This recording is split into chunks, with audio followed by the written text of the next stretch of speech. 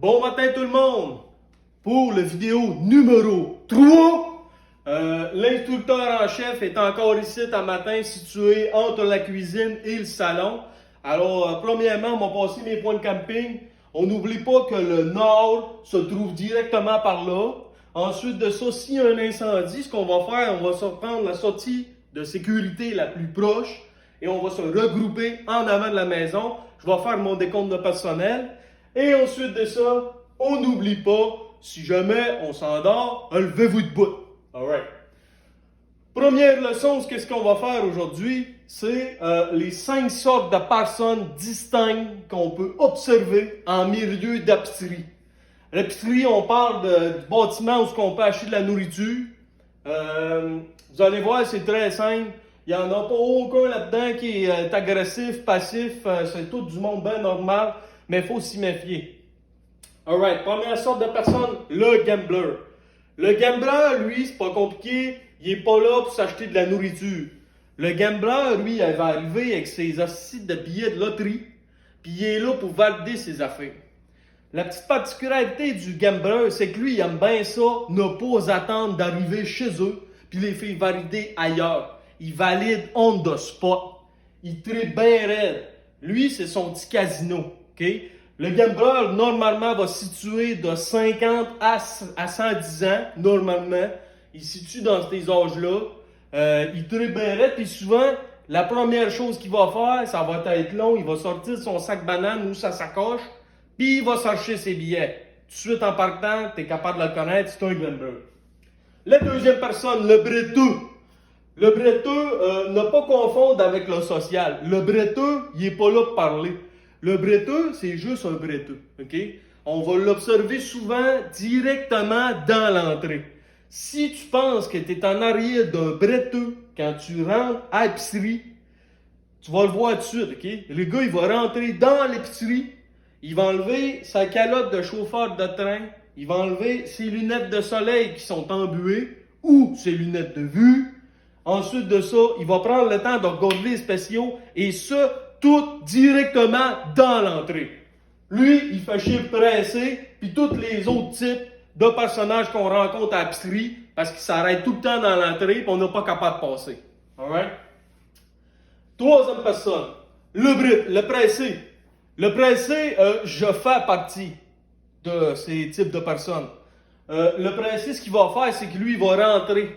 Et lui, son objectif est clair. Il ressemble un peu à un cheval qui a des œillères. Un vieux cheval là, dans le vieux Québec qui traîne sa calèche. Lui, il est là pour acheter sa crème glacée Roro ou ses 3 Kit Kat qui sont en spécial pour la semaine. Okay? Il ne voit aucun autre article, il n'y a pas de vision périphérique. Et ce qui est plate avec le pressé, c'est que souvent il va se ramasser en arrière du gambler. Parce que le pressé va toujours utiliser la courtoisie. La courtoisie, c'est le 8 articles et moins. Parce que le pressé, il n'est pas là pour faire son épicerie, là. Il est là pour s'acheter du chocolat, puis se bourrer le cul en avant de Netflix. Donc, lui, il va se dépêcher, il va arriver à la courtoisie, il va être pogné en arrière du gambler. C'est plate à dire, mais ça va toujours être de pair, ces deux personnages-là. Quatrième personne, le social. Le social, ne pas confondre avec le gambler ni le breteux. Le social, il va avoir l'air d'un breteux, mais il n'est pas là pour bretter, lui. Le social, il est écœuré de chez eux. Il est écœuré de regarder le plafond, puis il a juste hâte de sortir pour aller à l'épicerie, puis après ça, faire son social. Mais le social, lui, on ne l'observera pas direct dans l'entrée. On va l'observer direct dans les rangées. Avec les nouvelles fraîches et les mesures de sécurité, le social, il fait chier parce qu'on n'est pas capable de tenir la distance puis de passer d'un rangée parce que lui, il est en train de se jaser. Il jase de quoi? C'est pas compliqué. De sa naissance jusqu'à aujourd'hui. Okay? Il veut savoir tout puis il veut passer plus de temps à l'épicerie. La cinquième personne, le taponneux. À ne surtout pas confondre avec un vieux mononcle cochon. Un taponneux, lui, ce qui l'intéresse, c'est pas les humains, c'est les fruits et légumes. Si tu n'as jamais vu un taponneux, va-t'en dans le rayon des fruits et légumes. C'est pas compliqué. Il est tout le temps là. Il rentre dans son rayon. Il est à l'aise.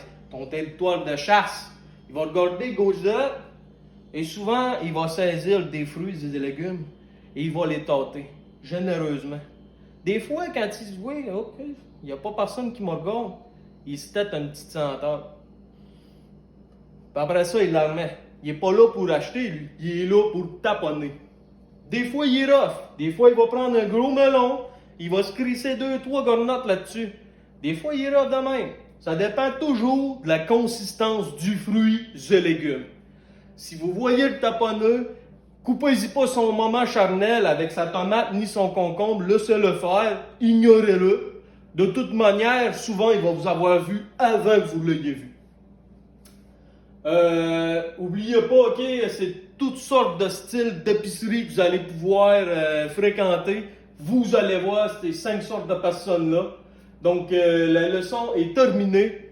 S'il y a des questions, je vais les prendre dans 5 minutes.